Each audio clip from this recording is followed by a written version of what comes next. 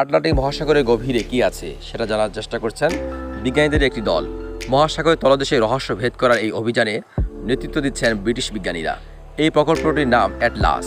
Europe ও উত্তর আমেরিকার 24টি গবেষণা প্রতিষ্ঠান এই অভিযানে অংশ নিচ্ছে। শুরু হয়েছে গত সপ্তাহে, চলবে আগামী 4 বছর ধরে। বিজ্ঞানীরা বলছেন তাদের এই গবেষণাটির উদ্দেশ্য হচ্ছে আটলান্টিক মহাসাগরের গভীরের অজানা পরিবেশ সম্পর্কে ধারণা পাওয়া এবং মহাসাগরের স্রোতধারায় যে পরিবর্তন ঘটছে, জলবায়ুর উপর তার কী ধরনের প্রভাব পড়ছে সেটা সম্পর্কে জানা। এ বিষয়ে এত বড় ধরনের গবেষণা এর আগে কখনোই হয়নি। বিশালাকৃতির স্কুইড। আপনি কি পাইরেটস অব দ্য ক্যারিবিয়ান দেখেছেন? তাহলে নিশ্চয় সমুদ্রের দানব ক্র্যাকের সম্পর্কে জানেন। বেশ কয়েকটি সমুদ্রে ডুবে যাওয়া জাহাজের বেঁচে যাওয়া নাবিকরা বলছেন বিশালাকৃতির স্কুইড তাদের জাহাজ আক্রমণ করে ডুবিয়ে দিয়েছে। তবে বিজ্ঞানীরা এই তথ্য মানতে নারাজ। গভীর সমুদ্রে অনেক প্রাণী সম্পর্কে আমাদের কোনো ধারণা নেই। পরে 2004 সালে বিজ্ঞানীরা জায়ান্ট স্কুইডের ছবি তুলতে সক্ষম হন।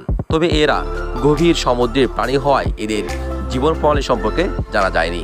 বিজ্ঞানীরা ধারণা করেন যে এরা আকৃতিতে প্রায় 66 থেকে 70 ফুট পর্যন্ত হতে পারে। এটিও একটি রহস্যময় প্রাণী। অ্যাটলাস প্রকল্পের বিজ্ঞানীরা আটলান্টিক মহাসাগরের গভীরে বহু স্থানে এসব যান পাঠাবেন। রোবোটিক সাবমেরিন আর সি স্কাইডার পাঠিয়ে সেখানে থেকে সংগ্রহ করে আনবেন নানা ধরনের নমুনা। এছাড়াও এসব যন্ত্রে বসানো জিপিএস প্রযুক্তির সাহায্যে সমুদ্রের গভীর থেকে সংগ্রহ করা হবে বিরল সব তথ্য।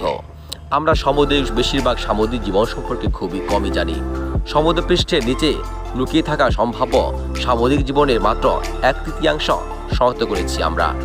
এর বেশিরভাগই ছোট জীব, তবে সম্ভবত কিছু তিমি ও অন্যান্য স্তন্যপায়ী প্রজাতি এখনও আবিষ্কৃত হয়নি। প্রতি বছর গড়ে 2000 নতুন প্রজাতি শনাক্ত করা হয় মহাসাগর থেকে। প্রশান্ত মহাসাগরের নামকরণ করেন ফার্দিনান্দ ম্যাগেলান। 1519 সালে যখন ম্যাগেলান আটলান্টিক পাড়ি দিচ্ছিলেন, তখন তিনি অন্যদিকের পানির শান্ত ভাব দেখে প্রশান্ত মহাসাগর বা শান্তিপূর্ণ সমুদ্র বলে অভিহিত করেছিলেন। প্রশান্ত মহাসাগর 59 মিলিয়ন বর্গ মাইল জুড়ে অবস্থিত। এটি প্রায় গ্রহের বৃহত্তম মহাসাগর হিসেবে বিবেচিত।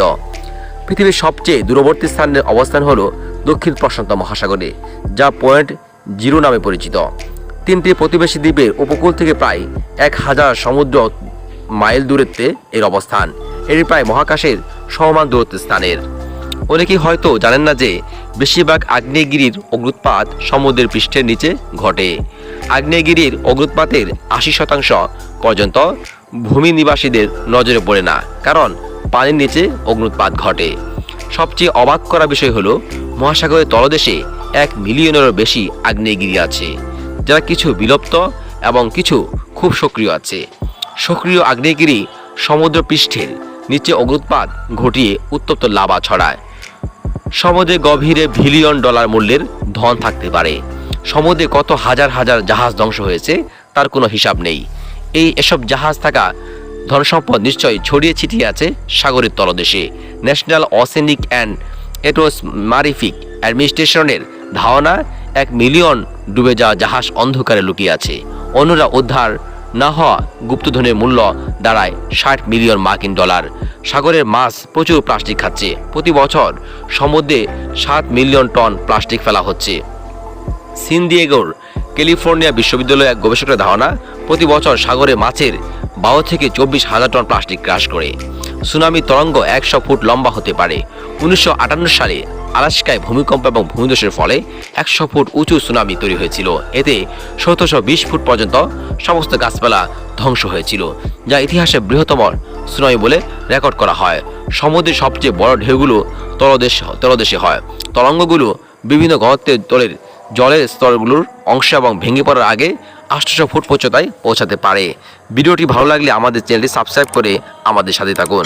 ধন্যবাদ।